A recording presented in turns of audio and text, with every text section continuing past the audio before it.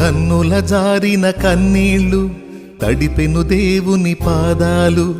ఇప్పటి నుండి నీ కళ్ళు చూచును దేవుని కార్యాలు.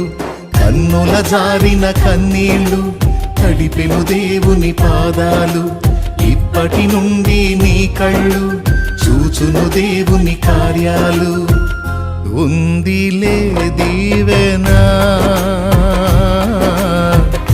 ఎందుక వేదన, పొందిన యాతన దేవుడే మరచునా.